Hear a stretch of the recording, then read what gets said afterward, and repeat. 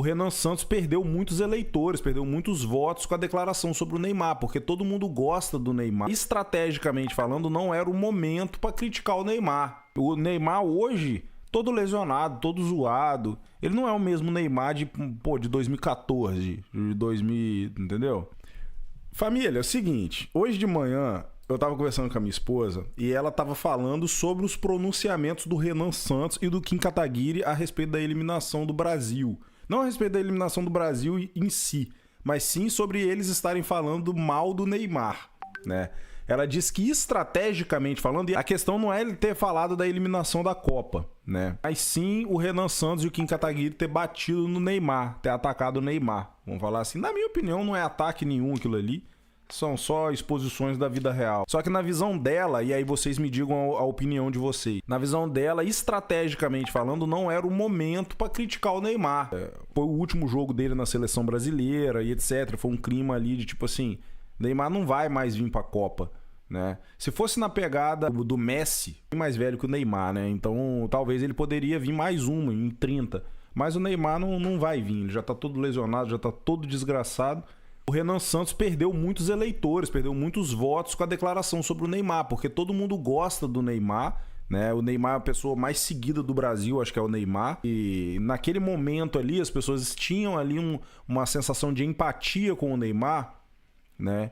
E o Renan meio que atacou o Neymar meio fora de hora. Essa é a opinião da minha esposa. O que vocês acham disso? Eu acho que não perdeu porque essa galera não votaria nele. O que eu falei foi mais ou menos isso aí.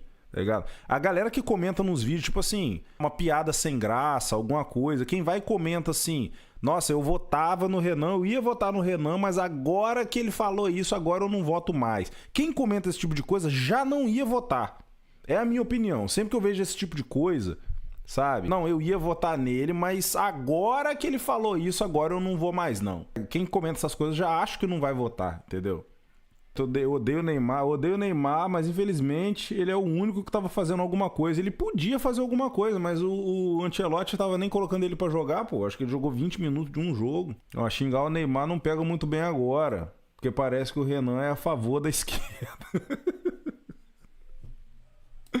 Pois é. Você tá muito puto com a eliminação do Brasil, mas não fica tão puto assim. Eles não merecem que você perca teu sono, eles não merecem que você beba umas a mais hoje à noite, eles não merecem que você brigue com alguém da tua família, eles não merecem teu choro ou tua dor. Esses caras, primeiro de tudo, eles perderam por um time menor que estava mais bem organizado que eles. Esses caras são narcisistas que vivem uma vida muito distante da tua.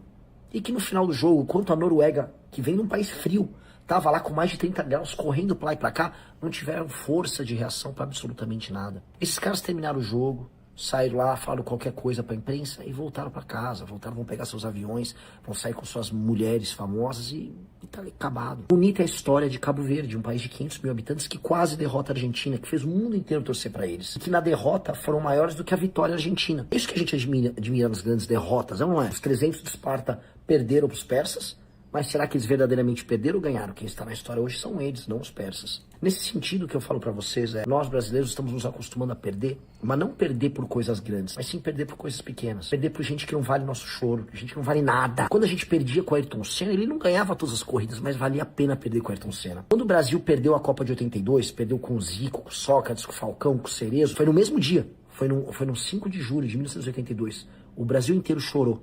Mas valia o choro, valia cada lágrima torcer pra quem. Não gaste sua lágrima com gente que não vale nada, com vendedor de bet, com gente que fica te enganando por aí. Essa gente não vale nada. Uma CBF, com a Federação Brasileira de Futebol, que pertence à turma do STF, tocada pela Federação de Roraima. Um escândalo de corrupção atrás do outro. Gente que não vale nada. Gente que organizou aquela festa horrorosa da convocação dos jogadores, que botou o Neymar só pela fama. O Neymar que tava lá todo narcisista, dando porrada nos jogadores noruegueses. E depois que foi lá querer se achar, cobrando um pênalti, e foi ser arrogante com o goleiro da Noruega. Mas eu perdi o Neymar. Você já deu seu show, depois ficou chorando como se fosse um protagonista. Meus amigos, essa gente não vale teu choro, assim como a política brasileira, essas figuras nojentas de Lula e Bolsonaro não valem teu choro.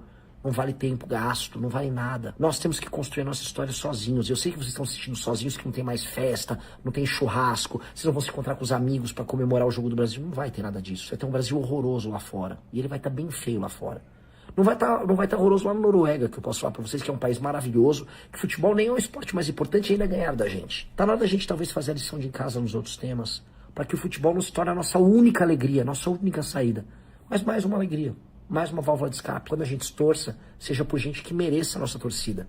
Não por esses caras aí. Esses caras não merecem nada, muito menos a Copa do Mundo. Você tá muito puto. Rapaz, a parte que o futebol na Noruega nem é o esporte mais importante, essa parte me pegou, velho. Porque aqui no Brasil, meu amigo, você vai em qualquer canto de roça, vai ter uma igreja, um boteco e um campo de futebol. Não importa. Pode ser o lugar mais ermo de todos. Vai ter uma igreja, um boteco e um campo de futebol. Se pá, um mercadinho. Mas o campo de futebol é mais importante que o mercadinho. E aí, o futebol, ele tá na nossa cultura, sabe? Só que a gente perdeu, tá ligado? E aí vem um motivo, né, cara? Aí vem toda aquela conversa de lobby, de não sei o quê. Porque a nossa seleção não é formada, definitivamente a nossa seleção não é formada pelos nossos melhores jogadores. Não tem a ver com isso, né? Tem a ver com lobby, tem a ver com patrocínio, né? É aquela coisa, o time de futebol do seu bairro, você que mora num bairro aí, tem um campo de futebol no seu bairro que eu sei, provavelmente tem um time que treina aí no seu bairro. Clube de futebol vive de patrocínio. Aí tem um time aqui do meu bairro aqui, tem uma empresa, sei lá, a loja de tinta, o Mundo das Tintas, tô jogando aleatório aqui. O Mundo das Tintas tá patrocinando o time do meu bairro. O filho do dono do Mundo das Tintas, só situação hipotética que eu tô dando aqui, tá? Citei nome de empresa só pra ficar fácil de visualizar. Imagina que o filho do dono da empresa joga no time, treina lá, entendeu? Beleza. E é um jogador mediano, não é um jogador ruim, mas é um jogador mediano, beleza. Só que eu tenho um jogador top, muito bom, entendeu? Só que o jogador muito bom é filho do vendedor de churrasquinho ali, do cara que vende churrasquinho e no carrinho de churrasquinho ali, humilde, entendeu? Beleza. Vai ter um jogo importante aí, vai ter alguns olheiros e etc. E o time, a escalação do time já tá toda montada, tem uma vaga pra colocar e ele precisa escolher um desses dois jogadores. Considerando que o filho do vendedor de churrasquinho joga muito. O cara joga muito, dribla e etc, beleza.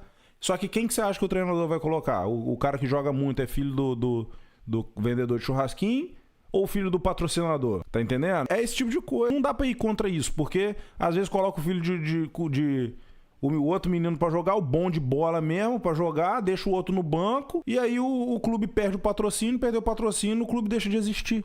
E aí todo mundo fica sem futebol. Então meio que não... É difícil, cara. É difícil mesmo, entendeu? Ó, vamos lá, vamos ler aqui. Eu já tinha deixado até...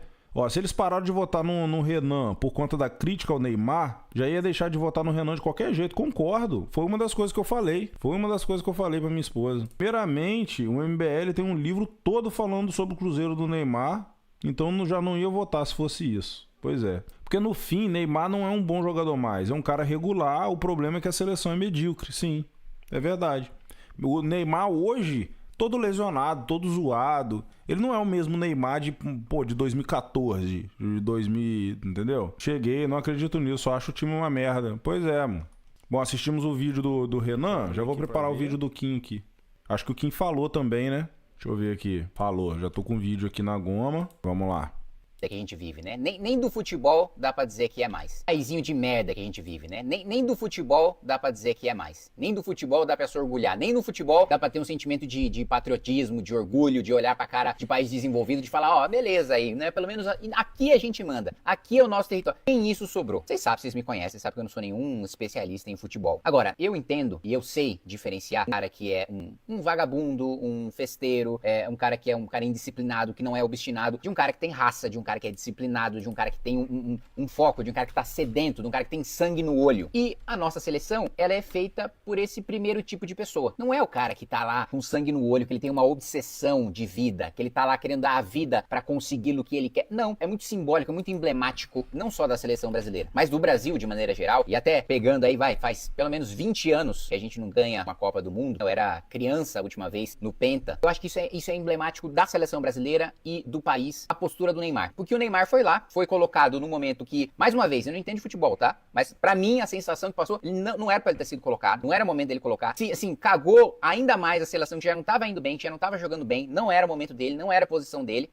Aí ele vai cobrar o pênalti, faz o gol irrelevante dele e provoca o goleiro da Noruega. E isso pra mim é muito emblemático, porque pra ele interessa mais a vaidade de fazer um gol, ainda que sabendo que é irrelevante, que aquilo não vai levar pro grande objetivo, que é ter um hexa, o grande objetivo que é você representar o seu país, o grande objetivo que é você ter o peso da camisa do seu país. Não, o que interessa é fazer um golzinho e provocar e ter uma micro imediata vantagem e sensação de superioridade em relação ao cara que na realidade tá te humilhando, que nesse caso tá sendo representado pelo goleiro da Noruega, né? Ele vai lá, ele quer aproveitar a provocaçãozinha, ele quer ser o espertinho, ele quer ser o malandrinho, ele quer arranjar a briguinha dele no momento de brilhinho dele. Agora, na hora de ter disciplina, na hora de ter trabalho duro, na hora de ter raça, na hora de ter obstinação, na hora de falar, essa porra aqui é o objetivo da minha vida, e não é só o objetivo da minha vida, e não é só aquilo pelo qual eu quero ser lembrado, é também a responsabilidade que eu carrego, o fardo que eu carrego de ter um país inteiro parado, me assistindo com esperança de eu levar isso aqui em frente. O Brasil é o Neymar provocando o goleiro depois de fazer um pênalti inútil, que já não levaria a seleção pra lugar nenhum. É o brasileiro cínico, é o brasileiro indisciplinado, é o brasileiro que acha que tá levando vantagem. Mano, é muita verdade sendo dita na cara de um jeito nossa, mano, sem massagem total, velho. E o que eu fico bolado no Kim é a capacidade dele de concatenar as ideias e colocar em palavra o que tá na cabeça dele. Pô, ele é muito freestyle. Isso aqui não tem roteiro, isso aqui não tem um teleprompter na frente dele com ele. Não, ele pega... E ele fez isso na minha frente, tá? O Kim fez isso na minha frente. Eu falei com ele uma parada, a ideia, ele pegou o telefone, botou pra gravar e pá, e entra falando no freestyle mesmo. Rapaz, o Japa é embaçado, velho. O Japa é embaçado. E olha o raciocínio que ele trouxe aqui, cara. A analogia que ele tá fazendo do Brasil ser o Neymar tirando onda com a cara do goleiro norueguês depois de fazer um gol inútil. Olha a analogia que ele tá fazendo, se não é uma analogia precisa. Rapaz, o Japa é diferente, mano. Não tem como. Esse, ó... Quando na verdade é um otário querendo zombar do cara que é o cara que trabalha duro, é o cara que é disciplinado, é o cara que é obstinado, é o cara que pode até não ser o mais popular, pode até não ser aquele mais erguido pela plateia, é o cara que no final das contas consegue fazer o que importa. Que paizinho de merda que a gente vive, né? Como que discorda, mano? O lance do Neymar era provocar e desestabilizar o goleiro. A questão, Moreto, é a altura do jogo, pô. Que diferença ia fazer desestabilizar o goleiro naquele momento, pô?